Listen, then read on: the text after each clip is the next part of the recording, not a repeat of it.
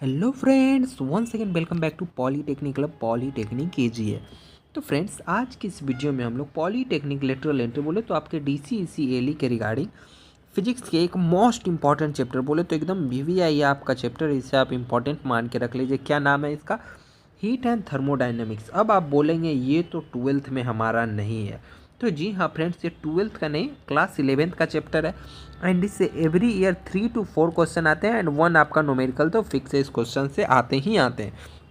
यदि आप कहीं भी प्रीवियस ईयर क्वेश्चन में जो भी यदि आपके इसके एग्जाम दें उनसे पूछेगा, वो यही बोलेंगे हीट एंड थर्मोडाइनमिक्स से क्वेश्चन रहते हैं एंड इससे एक न्यूमेरिकल भी रहते हैं। तो इसे हम लोग इसलिए कवर करेंगे वन शॉट में। सबसे पहले हम लोग क्या करेंगे, इसके थ्योरी पार्ट को कंप्लीट करेंगे। आज की इस एक वीडियो में वन शॉट में हम लोग क्या करेंगे, हीट एंड थर्मोडाइनमिक्स के शॉर्ट नोट्स के द्वारा क्या करेंगे, पूरे टॉपिक को कंप्लीट करेंगे एंड जानेंगे कौन से टॉपिक से हमारा न्यूमेरिकल आता है, कौन से टॉपिक से हमारा थ्योरी बोले तो MCQ क्वेश्चन पूछे जाते हैं। टू द आपके सिलेबस के अकॉर्डिंग है, तो बस आप आराम से बैठ जाइए। वीडियो को लाइक जरूर कर दीजिए एंड चैनल को सब्सक्राइब कर दीजिए ऐसे कंटेंट के लिए। तो चलिए बिना देरी के हम लोग शुरू करते हैं और जल्दी से इसे फिनिश करेंगे। देन इसके हम लोग MCQ एंड जो इससे PYQ क्वेश्चन जितने मेरे पास है उतने को मैं जरूर आपको सॉल्व करूँगा एंड न्यूमेरिकल भी जरूर बताऊँगा। तो चलिए, पहला टॉपिक हमारा आता है हीट एंड टेम्परेचर। थर्मोडाइनमिक्स का पहला ही आपका बोला हीट एंड थर्मोडाइनमिक्स। तो सबसे पहले हम लोग हीट जान लेते हैं। हीट बेसिकली कुछ नहीं, जो हम लोग 9th-10th में पढ़े थे हीट वाला वही है। मेन क्वेश्चन आपका थर्मोडाइनमिक्स से बनता है। हीट तो बस ऐसे ही है। एक्चुअली क्या है ना, थर्मोडाइनमिक्स में हम लोग हीट रिलेटेड चीज़ को पढ़ते हैं, इसलिए हीट यहाँ पे लिखा है। तो सबसे पहले जान लेते हैं हीट एंड टेम्परेचर क्या है। तो बोले तो उष्मा और तापमान। ध्यान दीजिए, आपके लिए हिंदी और इंग्लिश दोनों में अवेलेबल है। क्यों? क्योंकि आपके डिमांड पे अवेलेबल है। तो चलिए हम लोग देखते हैं पहला टॉपिक हीट क्या है। तो हीट क्या है? It is the energy transfer due to the temperature difference. उष्मा क्या है? यह वह ऊर्जा है, मतलब यह ऊर्जा है जो तापमान के अंतर के कारण स्थानांतरित होता है। कहने का मतलब है हीट क्या है। तो देखिए, एक A बॉडी है, एक B बॉडी है, ठीक है। मान लीजिए यह ज़्यादा गर्म है, तो धीरे धीरे इसमें भी ऊर्जा ट्रांसफर होगा ना। जैसे आप लोग नहाने के लिए पानी लेते हैं ठंडे के दिनों में, तो क्या लेते हैं, थोड़ा गर्म पानी लेते हैं एंड थोड़ा ज़्यादा ठंडा पानी लेते हैं। देन दोनों टेम्परेचर क्या, थोड़ा नॉर्मल गरम गरम जैसा होता है ना, यानी गर्म से ठंडा की ओर हीट ट्रांसफर हुआ। तो यही हो गया हमारा ऊर्जा का स्थानांतरण। अब जानते हैं टेम्परेचर। ये अभी छोटा पॉइंट है बट ध्यान दीजिए, थोड़ा सा बेसिक क्लियर करते हैं, देन हम लोग थर्मोडाइनमिक्स पे स्विच करेंगे, वो आपके लिए ज़्यादा इंपॉर्टेंट है। टेम्परेचर क्या है? तो it is a measure the average kinetic energy of particles. मतलब तापमान क्या है? यह कणों की औसत गतिज ऊर्जा को मापता है। देखिए, हीट जनरेट कैसे होता है भैया। अब आप ही देखिए, दोनों हाथ लीजिए अपना और दोनों को रब कीजिए, मतलब कि उसको घींचिए। तो देखिएगा क्या होगा, आपके जो हाथ का छोटा छोटा पार्टिकल है वो गति कर रहा है। मूवमेंट के कारण क्या हुआ, हीट जनरेट हो रहा है एंड उसी मूवमेंट के पार्टिकल के कारण जो हीट जनरेट हुआ उसको ही हम लोग मेजर करते हैं। वही हमारा तापमान है, उसको मेजर करते हैं उसमें। तो आई होप आप लोग हीट एंड टेम्परेचर समझ गए होंगे। अब हम लोग मेन टॉपिक जहाँ से एग्जाम में आपके क्वेश्चन बनते हैं उसके पास आ गए। यहाँ से आपके एग्जाम में क्वेश्चन बनते हैं एंड इस टॉपिक से ऑलरेडी क्वेश्चन भी बने हैं। तो देखिए क्या है, thermal equilibrium and zeroth law. मतलब हम लोग इसमें थर्मोडाइनमिक्स के जीरो लॉ को जानेंगे, तापमानीय संतुलन के बारे में जानेंगे। थर्मल इक्विलिब्रियम, सॉरी, हम लोग क्या जानेंगे, thermal equilibrium and zeroth law के बारे में जानेंगे, यानी शून्य नियम। ये फर्स्ट लॉ भी नहीं, हम लोग कैसे पढ़ते थे first law, second law, third law, जी नहीं, ये भैया जीरो से स्टार्ट हो रहा है। थोड़ा अजब खेल है। थर्मोडाइनमिक्स मोस्ट इंपॉर्टेंट है, अच्छे से सीखिए फ्रेंड्स। कह रहे हैं two bodies are in thermal equilibrium. मतलब दो बॉडी है, मान लीजिए कोई बॉडी है, are in thermal equilibrium if they have the same temperature. कहने का मतलब है कोई दो चीज़ इक्विलिब्रियम में कब होगा, ए है एंड ये बी है, दोनों थर्मल इक्विलिब्रियम में, वो कब होगा। तो थर्मल इक्विलिब्रियम होने के लिए फ्रेंड्स दोनों का टेम्परेचर इक्वल होना चाहिए। यदि दोनों का तापमान बराबर नहीं है तो वो थर्मल इक्विलिब्रियम में नहीं है फ्रेंड्स। सिंपल सा यह कंडीशन है थर्मल इक्विलिब्रियम होने के लिए। आई होप आपको यह टॉपिक क्लियर हुआ होगा, यह पॉइंट क्लियर हुआ होगा। थर्मल इक्विलिब्रियम भैया मतलब दोनों का तापमान को आप समान कीजिए तभी वो संतुलन में होती है। ओके, आते हैं अब हम लोग जीरोथ लॉ। कहने का मतलब शून्य नियम हम लोग देखते हैं क्या कहता है। यदि इफ ए कॉमा बी के साथ संतुलन में, यानी ए क्या है, बी के साथ इक्विलिब्रियम में, ए जो है ना बी के साथ इक्विलिब्रियम में है, ठीक है। बी सी के साथ इक्विलिब्रियम में, ए बी के साथ हो रहा है, ठीक है। बी सी के साथ इक्विलिब्रियम में हो रहा है, तब कह रहा है ए सी के साथ संतुलन में होगा। यही जीरोथ लॉ का कहना है। थर्मल इक्विलिब्रियम में कहने का मतलब ए का टेम्परेचर मान लीजिए आपका कितना था, मान लीजिए ए का टेम्परेचर 50 डिग्री सेल्सियस हो गया। बी का भी टेम्परेचर यानी कितना होगा, इक्विलिब्रियम में तो बी का भी 50 डिग्री होगा, सी का भी कितना होगा, 50 डिग्री होगा। तो अब आप बताइए भैया, ए सी के बराबर थर्मल इक्विलिब्रियम में है कि नहीं? इसका भी 50 है, इसका भी 50 है, यानी ये भी थर्मल इक्विलिब्रियम में होगा। तो जीरोथ लॉ हमें क्या बताता है? यदि ए बी के बराबर समतुल्य है, मतलब वो संतुलन में है, बी सी के है, तो ए सी के होगा। तो ये बात हम लोग जीरोथ लॉ से जानते हैं। तो इस पॉइंट को याद रखिए। यहाँ से ऑलरेडी आपके एग्जाम में एमसीक्यू बने हैं, हम लोग आगे डिस्कस करेंगे एमसीक्यू में। टेम्परेचर स्केल, ये आपके एग्जाम के पॉइंट ऑफ व्यू से इंपॉर्टेंट नहीं, यहाँ से क्वेश्चन हमें सिर्फ इस टॉपिक को मेरा इंक्लूड करने का मतलब उद्देश्य ये था ना कि ये आप टेम्परेचर को कन्वर्ट करना सीख जाइए, क्योंकि न्यूमेरिकल को हम लोग जब सॉल्व करेंगे ना, वहाँ पे क्या रहेगा, कभी सेल्सियस में रहेगा, कभी फ़ारेनहाइट में रहेगा, तो केल्विन में रहेगा, तो हम लोग क्या करेंगे, उसे चेंज करेंगे। तो ये जस्ट फॉर इन्फॉर्मेशन फॉर आपको न्यूमेरिकल सॉल्व करने के लिए। C/5 = F - 32/9 and K - 273/5। हमें पता है, आपको ये अच्छे से पता होगा, बस जस्ट रिकॉल के लिए आपको मैं बताया हूँ कि इस फार्मूला को नोट रखिए, जब हम लोग न्यूमेरिकल सॉल्व करेंगे तो हमारे वहाँ पे काम में आएगा। Next important question already exam में पूछा गया है, हम बताते हैं कैसा क्वेश्चन आएगा, पहले जान जाइए। थर्मोमीटर्स आपका ये टॉपिक है, देखिए टोटल इसमें ना 16 में भी टॉपिक्स है, हीट एंड थर्मोडाइनमिक्स। एक एक टॉपिक को हम एक्सप्लेन कर रहे हैं एंड एक एक टॉपिक में से आपको बता रहे हैं कि कहाँ से क्वेश्चन आया। इस टॉपिक से आपका क्वेश्चन आया थर्मोमीटर क्या है। तो देखिए हम लोग को 3 थर्मोमीटर इसमें पढ़ना था, एक लिक्विड इन ग्लास, दूसरा प्लेटिनम रेसिस्टेंस एंड चौथा पढ़ना था constant volume hydrogen gas thermometer. इन तीनों को पढ़ना है थर्मोमीटर में। पहला क्या है, लिक्विड इन ग्लास। तो इसमें क्या करते हैं हम लोग, मरकरी और अल्कोहल, मतलब लिक्विड इन ग्लास वाले में किसका मेजर करने के लिए उसके अंदर जो देखते हैं ना बुखार नापने वाला जो थर्मामीटर रहता है, बीच में एक पारा जैसा कुछ रहता है। पारा मतलब मरकरी, जो चमकता है, जो रिफ्लेक्ट करता है, दिखाई देता है। तो हम लोग किसका उपयोग करते हैं, तो वहाँ पे हम लोग किसका उपयोग करते हैं, मरकरी का उपयोग करते हैं। एंड कहीं कहीं अल्कोहल का भी उपयोग करते हैं। अब बताइए सब जगह अल्कोहल क्यों नहीं उपयोग करते हैं? क्यों नहीं उपयोग करते? तो अल्कोहल का कुछ फ्रीजिंग पॉइंट है, जैसे ही उतना पे जाएगा तो वो जम जाएगा। अब वो फ्रीजिंग पॉइंट कितना है अल्कोहल का, आपको कमेंट बॉक्स में बताना है। ज़्यादा इंपॉर्टेंट नहीं है, बट आपको पता होना चाहिए अल्कोहल का फ्रीजिंग पॉइंट क्या है, क्योंकि ये केमिस्ट्री का इंपॉर्टेंट पॉइंट है। देन हम लोग आते हैं प्लेटिनम रेसिस्टेंस थर्मोमीटर पे। मतलब इसमें क्या है ना, इसमें हम लोग रेसिस्टेंस, इसमें क्या रहता है ना, आपको ना एक एक मैं कोशिश करूंगा कि डिस्प्ले पे फोटो दिखा दूं, या फिर आप गूगल कीजिएगा ना प्लेटिनम रेसिस्टेंस थर्मोमीटर, तो आपको पता चलेगा। जैसे जैसे रेसिस्टेंस इंक्रीज करता है ना, उस हिसाब से हम लोग थर्मोमीटर को चेंज करते हैं। आप लोग को ऑलरेडी पता है ना, टेम्परेचर जो रेसिस्टेंस हमारा टेम्परेचर पर डिपेंड करता है, तो सेम उसी तरीका से मान लीजिए रेसिस्टेंस टेम्परेचर पे डिपेंड कर रहा है, ठीक है, तो टेम्परेचर भी रेसिस्टेंस पे डिपेंड कर रहा है ना, यानी टेम्परेचर घटेगा घटेगा तो रेसिस्टेंस में भी ऊपर नीचे होगा ना। फिर हम लोग देख लेंगे जितना ऊपर नीचे होता है उसको कैलिब्रेट करके मेजर कर लेंगे, ओ 98 डिग्री है, 97 डिग्री है, अच्छा बुखार है, इतना ज़्यादा है, तो ऐसे हम लोग मेजर कर लेते हैं। लास्ट जो मोस्ट इंपॉर्टेंट है, यहाँ से आपके एग्जाम में क्वेश्चन बने थे, क्या constant volume hydrogen gas thermometer. ये क्या है ना, सबसे एक्यूरेट थर्मोमीटर, मतलब एकदम जितना एग्जैक्ट उतना ही मेजर करता है। तो सबसे एक्यूरेट थर्मोमीटर में आएगा हमारा constant volume hydrogen gas thermometer.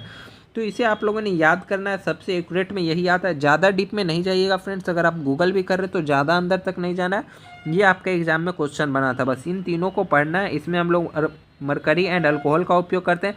Alcohol क्यों नहीं उपयोग करते, तो वो जम जाता है, इसलिए हम लोग सभी जगह पे अल्कोहल नहीं यूज कर सकते। आपको अल्कोहल का फ्रीजिंग पॉइंट कमेंट बॉक्स में बताना है। ये रहा आपका टास्क। तो चलते हैं हम लोग next topic, 5th number topic, most important topic numerical. यहाँ से एग्जाम में क्वेश्चन बनते हैं और 2 टॉपिक है जहाँ से न्यूमेरिकल बनते हैं, आगे हम लोग सीखेंगे। क्या रहा है, फर्स्ट लॉ ऑफ थर्मोडाइनमिक्स। मतलब हम लोग जीरोथ लॉ देखे, जीरो लॉ में क्या देखे, ए बी के इक्विलिब्रियम में है, बी सी के इक्विलिब्रियम में, तो देन ए को सी से रहेगा। जस्ट लाइक हम लोग सेट जब मैं आपको पढ़ा रहा था तो इक्विवेलेंस रिलेशन बनाए थे ना, ए को बी के है, बी को सी को है, तो ए को सी से, सेम लाइक वही है।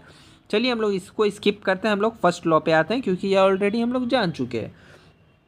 कह रहा है डेल्टा क्यू, डेल्टा क्यू मतलब उष्मा, ठीक है, इज इक्वल टू हमारा था डेल्टा यू, बोले तो क्या, इंटरनल एनर्जी आंतरिक ऊर्जा प्लस डेल्टा डब्ल्यू। यहाँ से एग्जाम में आपको क्वेश्चन रहेगा उष्मा निकालने के लिए, वर्क डन निकालने के लिए। सबसे ज़्यादा क्वेश्चन आपसे वर्क डन निकालना पूछा जाएगा। तो इसमें क्या कर रहा है कि जैसे जैसे हम लोग उष्मा देंगे ना, हीट करेंगे किसी भी चीज़ को, तो उसका किया गया कार्य प्लस उसका आंतरिक ऊर्जा जो रहेगा, देखिए आंतरिक ऊर्जा में परिवर्तन प्लस किया गया कार्य, मतलब जितना हम लोग इसमें उष्मा लगाए, आग लगाए, कुछ गर्म किए, तो इसमें क्या होगा, वो पानी गर्म हो रहा है तो उसका इंटरनल एनर्जी कुछ चेंज होगा एंड देन उसका कुछ आउटपुट निकलेगा, किया गया कार्य प्लस उसका इंटरनल एनर्जी में चेंज जाएगा, वही हमारा उष्मा, जो उष्मा आप लगाएं। तो ये होता है, इससे आपका एग्जाम में ओनली न्यूमेरिकल बनते हैं, वहाँ पे आपसे वर्क डन कितना किया गया कार्य पूछा जाएगा, किया गया कार्य निकालना बोला जाएगा। तो फॉर्मूला को स्टार मार करके कॉपी में नोट डाउन कर लीजिए। यहाँ से न्यूमेरिकल हम लोग सॉल्व करेंगे फ्रेंड्स। आगे चलते हैं हम लोग स्पेसिफिक हीट पे। स्पेसिफिक हीट से ओनली यहाँ से फॉर्मूला पूछेगा कि मेयर्स रिलेशन हमारा क्या बताता है। तो इस रिलेशन को याद कीजिएगा, ये हमारा मेयर्स रिलेशन। आपसे एग्जाम में क्वेश्चन पूछेगा कि मेयर्स का नियम क्या है। एग्जाम में ऑप्शन इस तरीके से था PYQ का, CP + CV = R, CP - CV, ऐसे CP/CV करके आगे मैं आपको कराऊंगा। सेम ऐसा क्वेश्चन है। जस्ट समझते हैं specific heat for ideal gas मतलब क्या है, मतलब आदर्श गैस की विशिष्ट ऊष्मा। CP - CV = R, इसे याद कर लिए। वेयर CP क्या है, हम CP तो बोल रहे हैं। तो specific heat at constant pressure, मतलब स्पेसिफिक हीट है किस चीज़ पे, कांस्टेंट प्रेशर पे। कांस्टेंट मतलब वहाँ पे प्रेशर कांस्टेंट करने का मतलब अब उसमें ना दाब में कोई चेंजिंग नहीं आएगा, प्रेशर कांस्टेंट है। देन वहाँ का स्पेसिफिक हीट माइनस क्या है, specific heat at constant volume. अब हम लोग क्या किया, वॉल्यूम को कांस्टेंट किए और वहाँ का स्पेसिफिक हीट, दोनों को स्पेसिफिक हीट हम लोग माइनस किए। तो R = R हमारा क्या है, यूनिवर्सल गैस कांस्टेंट। एंड इस R की वैल्यू आपको कमेंट बॉक्स में बतानी है। ये केमिस्ट्री की है, ऑलरेडी हम लोगों ने डिस्कस कर चुका हूँ कि R का वैल्यू हमारा क्या आता है। न्यूमेरिकल सॉल्व करने में काम आएगा। इस टॉपिक से भी हम लोग न्यूमेरिकल करेंगे, बट इससे एक बार भी न्यूमेरिकल एग्जाम में नहीं आया है। पॉइंट नंबर 7, मतलब 7th टॉपिक आपका क्या है इस चैप्टर से, कह रहा है thermodynamics state and phase diagram. यहाँ से एग्जाम में क्वेश्चन बने हैं, पूछे भी गए, आपको बताऊंगा। कह रहा है थर्मोडायनामिक स्टेट डिस्क्राइब, वो क्या डिस्क्राइब करता है, तो प्रेशर, वॉल्यूम एंड टेम्परेचर, इन तीनों पे ही हम लोग डिस्क्राइब करते हैं। यहाँ से ग्राफ रिलेटेड भी क्वेश्चन आता है, मैं आपको कराऊंगा कि कैसे क्वेश्चन को हम लोग सॉल्व करते हैं। फिलहाल थर्मोडायनेमिक स्टेट में देखते हैं क्या उसके हम लोग प्रेशर, वॉल्यूम एंड टेम्परेचर पे मतलब वो कैसा कैसा मतलब अपना फेज शो करता है, उसको हम लोग अध्ययन करते जानते हैं। क्वेश्चन कैसे बनेंगे देखिए, फेज डायग्राम। फेज डायग्राम से क्वेश्चन बनते हैं। H2O क्या है, तो देखिए जो जल हमारा सॉलिड, लिक्विड एंड गैस तीनों एक पॉइंट पे आते हैं। वहाँ सॉलिड भी रहता है, लिक्विड भी रहता है, एंड वो सॉलिड, लिक्विड एंड वेपर बोले तो गैस फेज में रहते हैं। तो इन तीनों किस पॉइंट पे रहते हैं, तो ये ट्रिपल पॉइंट पे रहते हैं। एंड इसका डायग्राम रिलेटेड क्वेश्चन मैं जस्ट आपको कराऊंगा, जस्ट आप थोड़ा सा ये रहिए, मतलब थोड़ा पेशेंस रखिए। नेक्स्ट पॉइंट है आपका CO2। CO2 भी क्या है ना, सो सब्लिमेशन शो करता है। क्यों, तो लैक ऑफ लिक्विड फेज, इसमें क्या रहता है ना, लिक्विड फेज नहीं रहता है। एग्जाम्पल देते हैं, देखिए जो CO2 रहता है जब हमारा सॉलिड फेज में रहता है ना, इसे जैसे ही आप हवा के कांटेक्ट में लाइएगा ना, इस सीधा वेपर फेज में आ जाता है। क्यों, क्योंकि इसका लिक्विड फेज मिसिंग रहता है। ये दोनों से क्वेश्चन बना है, तो इसको याद रखिएगा। आप देखे होंगे ना स्टेज पे जो धुआं छोड़ाता है ना, धुआं जैसा, वो ड्राई आइस अगर रख दीजिएगा ना आप निकाल के, कोई आप शॉर्ट्स देखिएगा जो एक्सपेरिमेंट वाला वीडियो बनाते हैं ना, देखिएगा ड्राई आइस का वो लोग उपयोग करते हैं। लेकिन ये बहुत ज़्यादा ठंडा होता है, डायरेक्ट हाथ से छूने से आपका हाथ जला देगा। तो धुआं निकालने में ये काम आता है, तो इसका उपयोग आप लोग कर सकते हैं। मतलब क्या है ना, डायरेक्टली गैस में बदल जाता है। नेक्स्ट टॉपिक नंबर 8 आपका क्या कह रहा है, कह रहा है मोस्ट इंपॉर्टेंट टॉपिक है। यहाँ से दो क्वेश्चन एग्जाम में बन चुके हैं। कह रहा है थर्मोडायनेमिक प्रोसेस। हम लोग स्टेट जाने, फेज जाने। स्टेट में मतलब थर्मोडायनेमिक्स में क्या देखें, प्रेशर, टेम्परेचर एंड वॉल्यूम पे क्या हमारा ग्राफ डिपेंड करता है। जस्ट मैं आपको एक्सप्लेन करूंगा, पेशेंस रखिए क्वेश्चन में। एंड देन जाने ट्रिपल पॉइंट हम लोग वाटर का जाने, एंड CO2 का जाने। वहाँ पे डायरेक्ट क्या बनता है, सॉलिड से गैस बनता है। क्यों बनता है, क्योंकि उसका लिक्विड फेज मिसिंग रहता है। लिक्विड फेज मिसिंग रहने के कारण ही वो प्रोसेस होता है। आई होप आपको क्लियर हुआ होगा। अब हम लोग आते हैं थर्मोडायनेमिक प्रोसेस में आपको ओनली यहाँ पे 4 जानना है, reversible process, irreversible process, isothermal process and adiabatic process. Reversible process, नाम से ही पता चल रहा हो आपको, सुन के क्या लग रहा है भैया, रिवर्सेबल यानी रिवर्स हो जाए, पुनरावृत्ति। ध्यान दीजिए, पुनरावृत्ति यानी बिना किसी कुल परिवर्तन के उल्टा किया जा सकता है। मतलब ऐसे किए ना, फिर वो घूम के ऐसे हो जाए, तो डैट में सीधा रिवर्सेबल प्रोसेस उसे हम लोग बोलेंगे। एंड हम लोग आते हैं इरिवर्सेबल प्रोसेस, कैन नॉट मतलब वैसा प्रोसेस जो उल्टा नहीं हो सकता है, जिसे हम लोग रिवर्स, अगर एक बार ये हो गया ना तो पुनः इसको हम लोग ऐसे प्राप्त नहीं कर सकते, वो हमारा हो गया इरिवर्सेबल प्रोसेस। ठीक है, समझ गए। आपको क्या करना है, दोनों का एक एक एग्जाम्पल कमेंट बॉक्स में बताना है। जिसका सही होगा हम हट करेंगे एंड पिन कर देंगे। अगर नहीं तो आप पूछ सकते हैं कि प्लीज़ एक्सप्लेन, मतलब आप एक्सप्लेन कीजिए रिवर्सेबल एंड इरिवर्सेबल को, हम जरूर एक्सप्लेन करेंगे, एग्जाम्पल के साथ एक्सप्लेन करेंगे। बट मुझे आशा है कि आपको यह पता होगा ऑलरेडी। आइसोथर्मल क्वेश्चन आपसे यहाँ से एग्जाम में बने थे, आइसोथर्मल एंड एडियाबेटिक। आइसोथर्मल कहने का मतलब देखिए, नाम में थर्मल आ रहा है ना, हिंदी देखिए, हिंदी पर ये समतापिक। समतापिक मतलब टेम्परेचर आपका कांस्टेंट रहेगा, यानी टेम्परेचर चेंज नहीं होगा। अगर टेम्परेचर चेंज नहीं होगा तो डेल्टा टी क्या बोलता है भैया, चेंज इन टेम्परेचर। कहने का मतलब है ना T1 माइनस T2। अब मान लीजिए T1 भी आपका 10 डिग्री है या T2 भी 10 डिग्री रहेगा, तो चेंज इन टेम्परेचर कितना रहेगा भैया, जीरो ही ना हो जाएगा, यानी डेल्टा टी आपका जीरो कहता है। यानी आइसोथर्मल प्रोसेस में हमारा क्या रहता है, क्या कांस्टेंट रहता है, प्रेशर वॉल्यूम क्या, तो वहाँ पे टेम्परेचर ऐसे पूछा जाएगा। एंड न्यूमेरिकल जब दिएगा ना तो वहाँ बोलेगा वो आइसोथर्मल प्रोसेस है, यानी हमें वहाँ पे चेंज इन टेम्परेचर जीरो लेना है। अभी याद कर लीजिए, क्योंकि जब न्यूमेरिकल सॉल्व करेंगे तो मैं आपको बोलूँगा कि ये आइसोथर्मल प्रोसेस है, यहाँ पे हमें डेल्टा टी जीरो लेना है, तो उस समय आपको ये याद रहना चाहिए। एंड नेक्स्ट आइडियाबेटिक क्या है ना, नो हीट एक्सचेंज।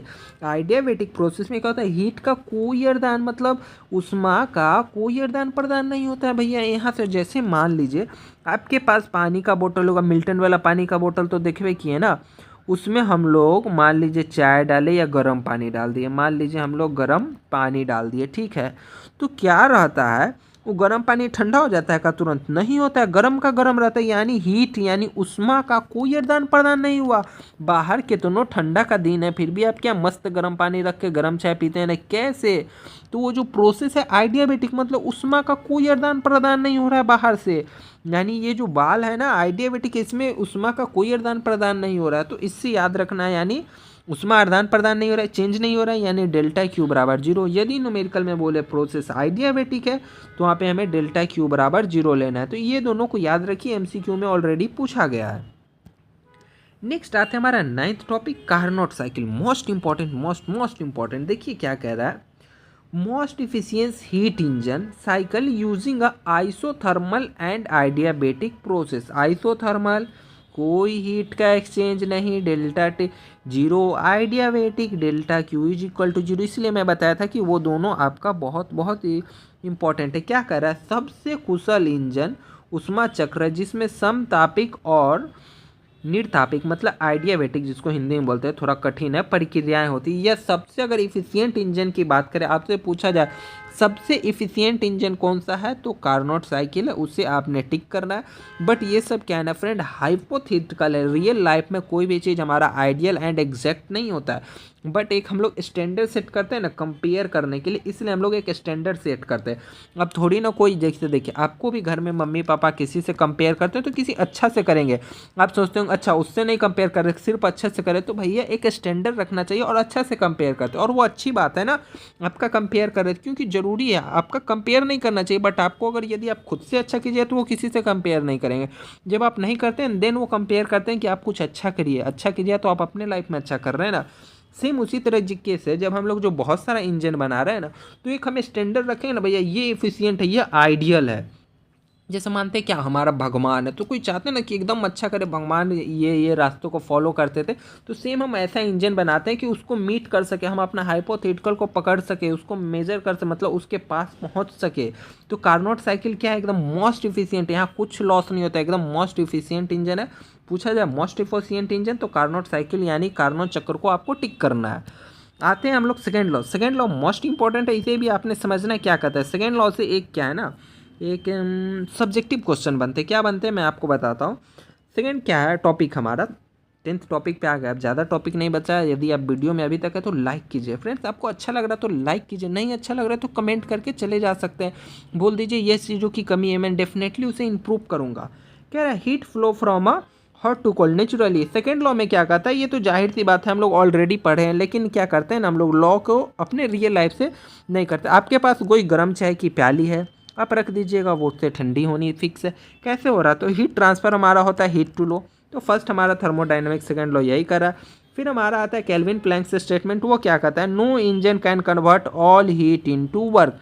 मतलब दुनिया में कोई भी ऐसा इंजन नहीं है जो पूरा हीट को वर्क में कन्वर्ट कर दे। देखिए कोई भी काम कराने के लिए आपको हीट देंगे देन वर्क करेगा। आपका जो मोटरसाइकिल व्हीकल भी चल रहा है ना, उसमें भी हीट फ्लो हो रहा है, इंजन में हम लोग कुछ ना कुछ पावर दे रहे हैं ना, तो जितना भी हम लोग उष्मा देंगे ना वो पूरा हमारा वर्क में नहीं जाता, कुछ ना कुछ मैंने आपको बोला ना ऑलरेडी हमारा लॉस होता है। लॉस होता है, और जो कार्नोट वाला हम बताएं ना उसमें भैया कोई लॉस नहीं होता है, इसलिए हम उसको आइडियल मानते हैं। हाइपोथेटिकल मतलब ऐसा होगा, हम लोग हाइपोथेटिकल उसे फिक्स करते हैं। बट केल्विन भैया जो थे वो अपना स्टेटमेंट में आगे ही बता दिए कि दुनिया में ऐसा कोई भी इंजन नहीं है जो टोटल हीट को हमारा वर्क में कन्वर्ट करे। तो यह किसने कहा था? तो केल्विन प्लैंक स्टेटमेंट, इस लाइन को याद रखिए।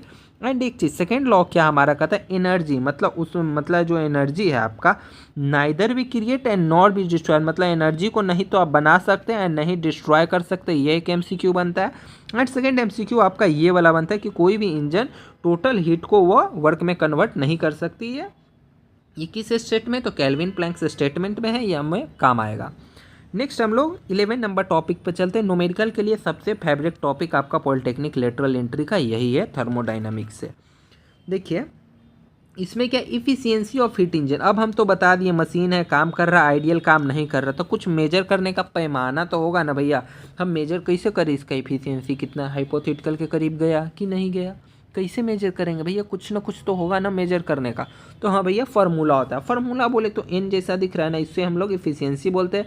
इफिशियंसी बराबर W/QH। W कहने का मतलब है ना भैया वर्क, कितना वर्क हुआ। QH हीट मतलब इफिशियंसी बराबर किया गया कार्य, मशीन कितना कार्य किया डिवाइडेड बटा उसको वो हीट, कितना ऊर्जा आप कितना दिए, कितना हीट लगा, कितना गर्म किए, कितना ऊर्जा दिए, हीट इनपुट किए, तो ये हमारा इफिशियंसी निकल गया। एंड इफिशियंसी निकालने का एक और फार्मूला होता है 1 - TC/TH। TC मतलब कितना उस पर टेम्परेचर दिए, TH मतलब उसका बाद में किया गया कार्य के लिए कितना टेम्परेचर। देखिए जस्ट आपको मैं डायग्राम से एक्सप्लेन कर रहा हूँ। ये फार्मूला पहले आप समझ लीजिए। दक्षता निकालने के लिए किया गया कार्य बटा ली गई उष्मा, मतलब वो कितना कार्य किया, कितना तू काम किया बटा तुम कितना लिया उष्मा, यही हो गया तुम्हारा दक्षता बोले तो इफिशियंसी। ठीक है, अब थोड़ा मैं डायग्राम से आपको दिखाता हूँ ताकि अच्छा से क्लियर हो जाए, इसे आप याद रखिएगा। इसका स्क्रीनशॉट लीजिए, या इधर या आप नोट कर सकते हैं, अदरवाइज PDF आप डिस्क्रिप्शन से डाउनलोड कर सकते हैं। ठीक है फ्रेंड्स, प्लीज़ थोड़ा डाउट हो रहा है बट पेशेंस रख के इस टॉपिक को समझिएगा, आपके लिए मोस्ट इंपॉर्टेंट है यदि आप एग्जाम में न्यूमेरिकल सॉल्व करना चाहते हैं। तो हीट इंजन है, इफिशियंसी देखिए ये आपका हीट इंजन हो गया। ठीक है, हीट इंजन पढ़ रहा है, इसको हम लोग टेम्परेचर दिए, हीट दिए, तो कुछ ना कुछ दिए, मान लिए QH हीट हम लोग सप्लाई किए, एंड फिर ये रिजेक्ट किया, कुछ ना कुछ तो ये रिजेक्ट करेगा ना हीट भैया, तो वो क्या हो गया, मतलब कुछ हीट रिजेक्ट करेगा। अब आप लोग हीट दे रहे हैं तो कुछ जैसे साइलेंसर में गाड़ी चला तो कुछ हीट रिजेक्ट करता है ना, तो हमारा QC हो गया। ठीक है, कुछ हीट रिजेक्ट किया, एंड देन हमारा कुछ ना कुछ हमारा वर्क डन, बोले तो वर्क भी तो हमारा कुछ होगा ना जो हम लोग का वर्क करेंगे, तो वर्क डन W बराबर हमारा क्या होता है ना QH/-QC होता है। तो इसे आप लोग याद कर सकते हैं, यह जरूरी है। ठीक है, सेम फार्मूला ऊपर वाला जो फार्मूला बोले थे वही फार्मूला, उसका ये डिफरेंट रूप है, मैं आपको एक्सप्लेन करता हूँ। दोनों आएगा, दोनों सेम फार्मूला। आपको ये ध्यान देना है कि आपको एग्जाम में कौन सा पूछा गया, कौन सा हमें निकालना है। ठीक है, देन अब इफिशियंसी का हमारा फार्मूला क्या होता है। इफिशियंसी का हमारा दो फार्मूला है। यदि आपसे मैक्सिमम इफिशियंसी पूछे तो इसे टिक आउट करना है। यदि टेम्परेचर देखिए TC कहने का मतलब कुछ ना कुछ निकला, तो निकलने वाला का टेम्परेचर TC हो गया, एंड जो टेम्परेचर दिए कितना तापमान दिए तो TH हो गया 1 - ठीक है, इसे आप लोग नोट कीजिएगा, न्यूमेरिकल हम लोग सॉल्व करेंगे। अब हम लोग देखते हैं कितना हीट सप्लाई किया, मतलब कितना उष्मा दिए। मान लीजिए टेम्परेचर नहीं देके आपको उष्मा दे, Q दे, देन हम लोग क्या करेंगे QC/QH करेंगे। सेम यही है ना, इसी को घुमा के लिखा हुआ, कुछ नहीं, इसको LCM लीजिए, क्या हो जाएगा QH - QC आएगा, एंड इधर हमारा इफिशियंसी बोले तो किया गया कार्य निकल जाएगा। सेम ये इस पे आपका ना बहुत कम आएगा क्वेश्चन आपका डायरेक्ट बनता है। ये डायग्राम हम लोग यूज किया जस्ट आपको एक्सप्लेन करने के लिए कि कैसे होता है, बट आपने ओनली ये वाला फार्मूला याद रखना है, इफिशियंसी निकालने वाला। ये दोनों फार्मूला आप लोग याद रखिएगा, वो डायग्राम ओनली समझने के लिए। इन केस अगर इस टॉपिक में कोई भी डाउट है कमेंट जरूर कीजिएगा, फिर से एक्सप्लेन करूँगा, डेफिनेटली करूँगा। अब हम लोग आते हैं थर्मल कंडक्टिविटी। थर्मल कंडक्टिविटी मतलब ताप चालकता। क्या कर रहा है, मेजर द थर्मल कंडक्टिविटी, मतलब चालकता मापने को किसमें हम लोग मेजर करते हैं, तो उसमें हम लोग K से मेजर करते हैं थर्मल कंडक्टिविटी। ये हमें कैलकुलेट करना होता है, यहाँ से न्यूमेरिकल बनते हैं, बट एक बार भी आपके एग्जाम में पूछा नहीं गया, तो इस टॉपिक पे आपको ज़्यादा प्रेशर नहीं देना, बट एक न्यूमेरिकल हम लोग इससे भी सॉल्व करेंगे। हीट फ्लो पर सेकेंड, मतलब एक सेकेंड में कितना हीट फ्लो कर रहा है उसे निकालने का यह फार्मूला होता है कि हमारा थर्मल कंडक्टिविटी है। तो इस पर हम लोग न्यूमेरिकल सॉल्व करेंगे, ज़्यादा इस पर आप लोग ध्यान नहीं दीजिए। नेक्स्ट है हमारा ब्लैक बॉडी। इससे क्या है ना, जो पॉलिटेक्निक पीई वाला है ना उसमें क्वेश्चन बनते हैं, बट आप लोग भी ध्यान दे दीजिए, पूछ सकता है। कह रहा अ black body absorb and emit all radiation perfectly. मतलब एक ब्लैक बॉडी ऐसा ब्लैक बॉडी होता है ना जो जितना भी रेडिएशन है ना उस सबको एब्जॉर्ब कर सकता है एंड सबको रिटार्डेशन मतलब अवशोषित कर सकता है एंड उत्सर्जित कर सकता है, वही हमारा ब्लैक बॉडी होता है। तो इस पर ज़्यादा नहीं, छोटा सा टॉपिक था, ओनली ऐसी लाइन इसका इंपॉर्टेंट है, तो इसे हम लोगों ने याद करना है। अब कुछ नियम है उसे हम लोग जान लेते हैं। वाइंस डिस्प्लेसमेंट लॉ, मतलब वाइंस जो थे वो एक नियम दिए थे। क्या नियम दिए थे तो उसे हम लोग जानना है। तो कहते हैं वो कि वेवलेंथ एट पीक, मतलब वेवलेंथ गुने टेम्परेचर इज इक्वल टू हमारा कांस्टेंट आएगा। एग्जाम में ऐसे आपसे एक बार क्वेश्चन पूछा गया था कि जो हमारा है ना वाइंस डिस्प्लेसमेंट लॉ कौन सा है, नीचे 2-4 फार्मूला दिए गए थे और आपका बताया गया था। अगर हम लोग आगे इसे एक्सप्लेन करेंगे ना तो ये लैम्डा मैक्स बराबर क्या आ जाएगा, लैम्डा मैक्स बराबर हमारा क्या आ जाए, B/T। एग्जाम में एक क्वेश्चन ऐसे पूछा गया था कि यदि टेम्परेचर जब हाई रहेगा, सबसे ज़्यादा रहेगा, तो वेवलेंथ उसका कितना इमिट करेगा, तो वेवलेंथ सबसे कम इमिट करेगा। क्यों? क्योंकि यह बटा में है भैया, इनवर्सली प्रोपोर्शनल है। एंड पूछा गया नेक्स्ट, यदि टेम्परेचर बहुत कम करेंगे तो वेवलेंथ सबसे ज़्यादा, ऐसे क्वेश्चन था, वेवलेंथ सबसे ज़्यादा कब इमिट होगा, तो जब टेम्परेचर कम रहेगा, यानी जैसे ही इसको बटा में चीज़ को कम कीजिएगा तो वेवलेंथ हमारा इंक्रीज होगा। तो इसको याद रखिएगा, एग्जाम में ऐसे क्वेश्चन बने थे। नेक्स्ट हमारा आता है स्टीफन लॉ। स्टीफन लॉ से भी आपके एग्जाम में क्वेश्चन पूछा गया था, रिटार्डेशन पावर टेम्परेचर के कितने गुना होती है, उसके बीच का रिलेशन क्या है। तो रिटार्डेशन पावर यानी विकिरण शक्ति माप के तापमान के चौथे घात के बराबर, यानी रिटार्डेशन पावर जो P होता है वो टेम्परेचर के 4 के पावर घात के डायरेक्टली प्रोपोर्शनल होता है। और ये रहा इसका फॉर्मूला। इससे न्यूमेरिकल नहीं आया था, ओनली ये आया था, बट हम लोग न्यूमेरिकल सॉल्व डेफिनेटली करेंगे फ्रेंड्स, आप लोग चिंता ना करें। अब हमारा लास्ट टॉपिक नंबर 16। अभी तक हम लोगों ने 15 टॉपिक को किया। यदि किसी भी टॉपिक में डाउट है प्लीज़ कमेंट करें, मैं डेफिनेटली एक्सप्लेन करूंगा फिर से। न्यूटन शीतलन नियम क्या है। न्यूटन शीतलन नियम कुछ नहीं है, जस्ट आप लोग नॉलेज के लिए जान जाइए। क्या कह रहा है न्यूटन का शीतलन नियम, dt/dt मतलब क्या रहा है, शीतलन का दर, मतलब कुछ ना कुछ टेम्परेचर का दर रहेगा ना, वो डायरेक्टली प्रोपोर्शनल है टेम्परेचर माइनस ENV। मतलब ये क्या कहता है ना कि ये अप्लाई कब होता है। सबसे पहले ओनली हम ये क्वेश्चन जानते हैं, इससे एक क्वेश्चन आया था, इसे हम लोग तभी अप्लाई कर सकते हैं ना जब हमारा अभी मतलब किसी वस्तु का टेम्परेचर एंड उसका एटमॉस्फेयर, यानी दोनों चीज़ का ना टेम्परेचर लगभग एकदम आसपास हो, तभी हम लोग न्यूटन का शीतलन नियम यूज कर सकते हैं। यदि मान लीजिए एक का टेम्परेचर 100 डिग्री है, 500 डिग्री है और एक का 100 डिग्री है, तो यह नियम हम लोग वहाँ पे अप्लाई नहीं कर पाएंगे, वहाँ पे यह हमें लागू नहीं होता है। एंड फ्रेंड्स अब आपको एक चीज़ कमेंट करना है, यदि आप इसका PYQ न्यूमेरिकल वीडियो चाहते हैं तो डेफिनेटली आप लोग कमेंट करके जल्दी से बता दीजिए न्यूमेरिकल एंड MCQ चाहते हैं, देन हम लोग तुरंत ही नेक्स्ट वीडियो में इसको कंटिन्यू करेंगे। And one more cheese friends, इस चैप्टर में टोटल 16 टॉपिक थे, ठीक है। 16 टॉपिक में से यदि कोई भी टॉपिक आपको नहीं समझ में आए प्लीज़ उसे भी कमेंट कीजिएगा, हम लोग नेक्स्ट फिर वीडियो में MCQ एंड न्यूमेरिकल के वीडियो में उसे एक्सप्लेन करेंगे। यदि कोई भी फार्मूला कोई भी टॉपिक रह गया हमसे समझाने में आप नहीं समझ पाए हो प्लीज़ कमेंट कीजिएगा। एंड यह वीडियो आपको कैसा लगा कमेंट बॉक्स में ज़रूर बताइएगा। एंड फ्रेंड्स हमारे साथ बने रहने के लिए आपका बहुत बहुत धन्यवाद। मिलते हैं जल्दी हम लोग अगले वीडियो में लिए, तब तक के लिए bye bye, take care and जय हिंद फ्रेंड्स।